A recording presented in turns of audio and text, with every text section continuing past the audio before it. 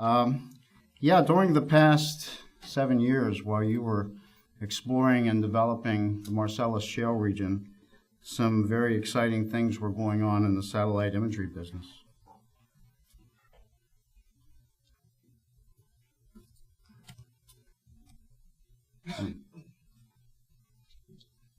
See if I can back this up. In 1999, the first commercial satellite imagery satellites were launched. Two of them, one by a company called Digital Globe, and another one called by a company by Space Imaging. We'll review those. Those were the first generation satellites. And then we kind of went along there for 5-6 years, and a second generation of satellites, high-resolution satellites, were launched. And those satellites are still flying today. All the satellites are still flying today, which is pretty impressive. These first satellites launched in 1999 are now going into 14 years worth of sending images back, and they're still doing that. The design life was more like 5 or 6 years. And then now we're actually in a third generation of high-resolution satellite images and imaging satellites, and I'll try to point out what the progress is and what this means to you. These are the ones most commonly available here in the United States. All of them except for the bottom one is U.S. owned. IKONOS was launched in 1999, still flying. QuickBird, 2002, still flying. Then the second generation of GeoEye-1, WorldView-1, and WorldView-2 were launched in the 2008-9 timeframe. And then most recently, Pleiades, which is not a U.S. company. Pleiades is a French company. Astrium is a French company that owns Pleiades. Astrium is owned by Airbus. The exciting part about the Pleiades satellites is there are two of them in identical satellites phased 180 degrees apart in orbit. So they're able to provide imagery every day, every place on the face of the Earth that has clear skies open to it. So this is truly some unprecedented collection capability. What I'll do quickly is go through some of the specifications, not to bore you with detail, but I think it'll help you understand what you have available to you. 1999, actually before that, 1998, a company by the name of Space Imaging launched its first satellite. That satellite did not go into orbit, so $500 million vaporized in space. They managed to get another satellite launched a little bit later, and it's a first generation satellite, 80 centimeter resolution. Now, when I speak of high-resolution satellites, I'm generally talking about 50 centimeter resolution, or about 1.5 feet. A lot of these satellites, a lot of these companies will resample their imagery to be at 50 centimeters, whether it's higher or lower than 50 centimeters. One of the interesting things here is that that satellite dates back to 1999. Its archive is huge, which means for 14 years, there's high-resolution satellite imagery available to you. So if you need to look at what happened to a site somewhere that you're working on, it's readily available to you. QuickBird was launched by Digital Globe. It's a 60 centimeter satellite. From 2002 to present. So there's also a very high resolution archive that's available to see what happened. You know, I was talking to some folks at lunch and they were saying, you know, what happened where I was going to put a well pad? What's happened there over the past several years? Well, this archive, it's highly likely that there's imagery available for you to look at. And also you'll notice that the nominal flight altitude for most of these satellites is around 500 miles, around 400 miles in space. WorldView-1 is a second generation satellites, meaning that a second generation of satellites that were launched. It's a 50 centimeter satellite. and it is a panchromatic only satellite. It's not color. It was rushed into production because our defense agencies wanted to get a higher resolution satellite up there. And it was launched in 2007, and because it's black and white, it's somewhat limited in people are not as interested as they would be in color, but it still provides a tremendous amount of data. So GeoEye is a different company than Digital Globe. GeoEye-1, a 50 centimeter satellite with some very interesting capability. If you note, the positional accuracy is 2.5 meters. What that means is by itself, without any additional geodetic control, every pixel on that satellite is positionally accurate to 2.5 meters on the face of the Earth. So that's pretty exciting, just the satellite by itself. Now, if you add geodetic control, supplemental control, to produce orthophotos, you can bring that X, Y, and Z positional accuracy to better than a foot. So, I've had assignments in the Middle East in which we produced almost engineering grade quality photogrammetric mapping from stereo imagery from the satellite. Worldview 2 stands apart from the other satellites in that it is an 8-band multispectral satellite. You'll see it has red edge, coastal, yellow, near IR. Those bands are to do vegetative analysis and can clearly pick out forestry, health of forestry, all the vegetation that happens to be available. We get a lot of orders from Department of Environmental Resource organizations, DOTs that are looking for vegetation types. It is also able to penetrate water to around 15, 20 meters.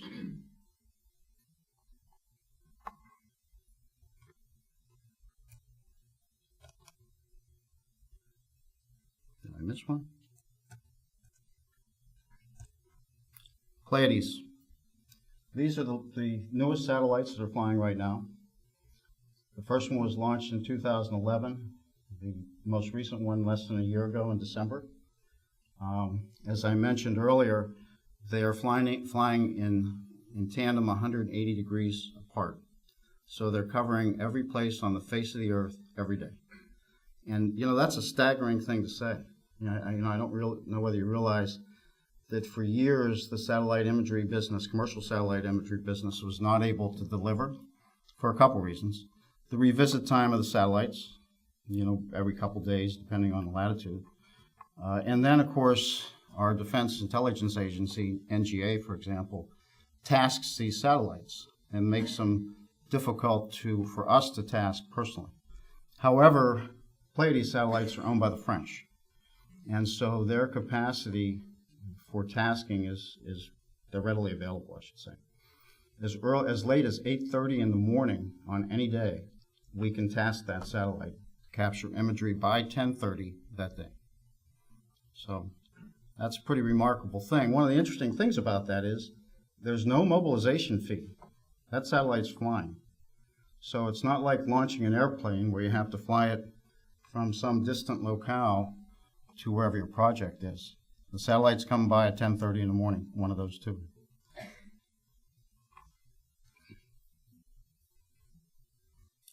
Another very profound thing to say is these satellites have the ability to collect 1 million square miles of high-resolution imagery daily. That's a lot of ground.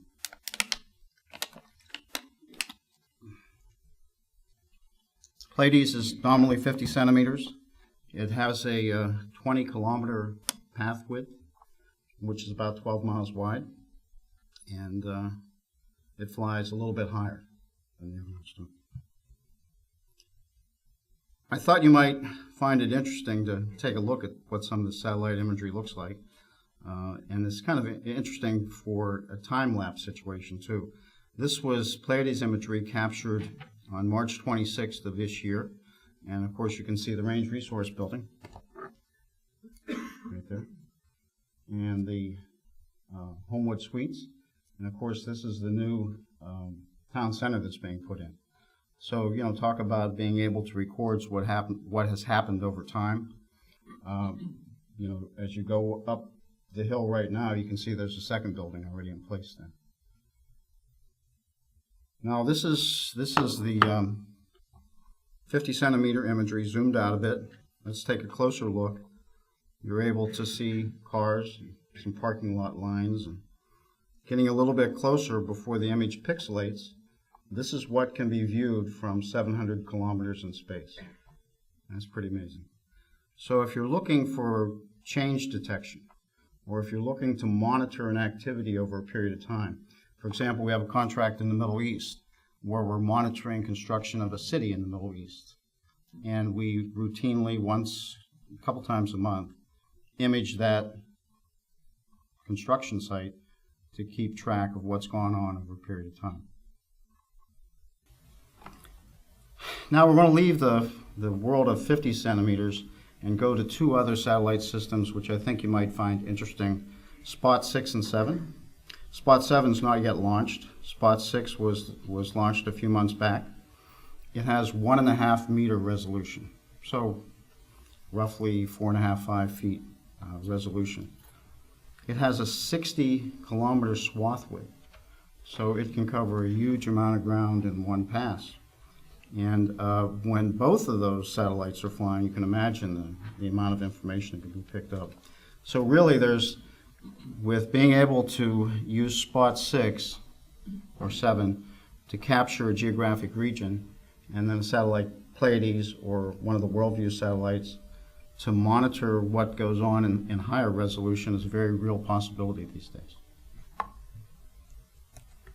And then for just a point of interest, I thought I'd speak about RapidEye, a very unusual constellation of 5 smaller satellites. They have the ability to capture 4 million square miles a day, 4 million square kilometers a day. And their ground sampling distance or pixel size is around 5 meters.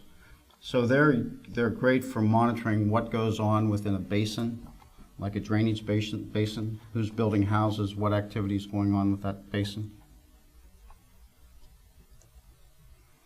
I'm going to diverge very quickly from satellites to airplanes because I want to talk about unprecedented imagery monitoring capability.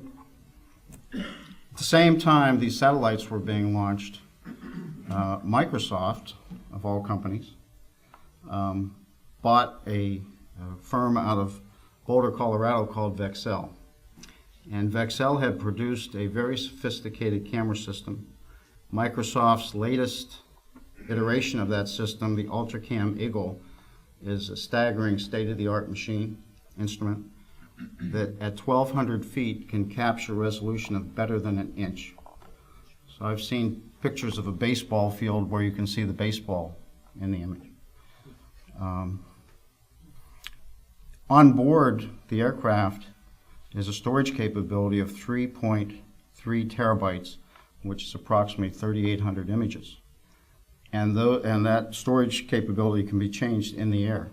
So what that means to you is once this aircraft is on site, and it has clear weather, it can capture a tremendous amount of imagery, dealing with both weather and air traffic control at the same time. It will permit us to do things that were never possible from aerial photography before. An interesting factor as well is, as you know from your handheld digital camera, you can see a lot of things in low light. Well, there's always a requirement or a precept in photogrammetry that you never flew imagery from late November until February because of the sun angle. Well, these satellites, because of their bit depth and radiometry, this camera rather, because of its bit depth and radiometry, will permit us to see in shadows and pick out resolution within those shadows. So especially in this geographic region where you have a low sun angle in December and the backside of that mountain is in deep shadow, you can clearly see into it. So consequently, you can truly obtain aerial photography year-round at this point. You're not limited to not flying during those months. Very useful photography. Thought you might enjoy seeing some of the what 15 centimeter looks like. This is a project we did a few months back, and here's a mosaic of all the images covering Pittsburgh International Airport. That's a pretty impressive airport, isn't it? So zooming in a little bit, you can begin to see the airside terminal. You'll see the airside terminal and the aircraft and some of the luggage carts and that sort of thing. Zooming into 15 centimeters, you can see people walking on the ground, and the activity that's occurring around the terminal. And so the point of all this is there's pretty impressive technology available to all of you on a daily basis. What's in the future? What's the future hold? Worldview 3, that's being launched by Digital Globe. It's their next satellite. It also is a 8-band multispectral satellite, which has this vegetational analysis associated with it. It's currently being constructed, will be launched in 2014. But notice one pretty staggering point up there. It has 0.31 meter resolution, which is 1 foot resolution from 500 miles in space. And that's pretty amazing. I don't know whether we'll be able to sell that or not, because the defense agencies limit resolution that we can sell commercially to 50 centimeters, but it has that capability. So I think there might be some changes on that requirement over the next year or so. GeoEye-2, also now a 4th generation satellite as well, is built. I don't know whether you followed it or not, but the company by the name of, Digital Globe bought GeoEye earlier this year, and they made a decision after that merger to shelve that satellite. I think they want to get in the queue of launching Worldview 3 first. But you'll notice it also has about a 1 foot resolution capability. There has been some discussion of selling that satellite to some of our allies in the Middle East, but decision hasn't been made yet. So what this means is that for the first time ever in the 14 years that we've been launching commercial satellites, we truly have the ability to monitor things on a daily basis. You can monitor day-to-day business operations because, again, unless it's cloudy, a satellite will be going by every day. You can keep track of what's going on in the environment if something is leaking or there's a spill or if there's an emergency situation. For security, who has been going to those locations at what time? And also an interesting part is strategic and tactical surveillance. It's not uncommon for us to be hired to monitor the assets of a competing business, what's going on within a certain geographic region by a competing company. We call that service Global Monitor at eMap. And this is a real interesting slide. If you recall, I talked to you about the UltraCam aerial camera. Well, if you fly the images with heavy forward lap, meaning 80% forward lap, and heavy side lap, meaning 60% side lap, every feature on the face of the Earth in those images is covered by 16 different photographs. And using some very sophisticated and expensive software, you're able to produce a 3D elevation model from that aerial imagery, from that 2D aerial imagery. And this is a sample of that elevation model. And stop and think about this for a second. Every pixel has an X, Y, and Z coordinate associated with it. So you're able to create a pseudo LiDAR image of the ground with every pixel that was obtained from that camera system. Now, it's not LiDAR, it doesn't look through trees, it doesn't look through vegetation, but it does produce an excellent digital surface model of the ground.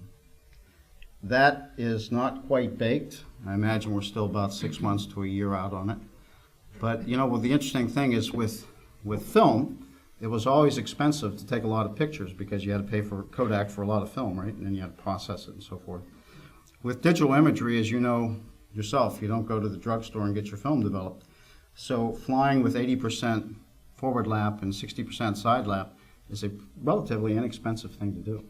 To be able to generate a 3D elevation model that could be very helpful in some of your engineering planning operations. Thank you. Can I answer any questions?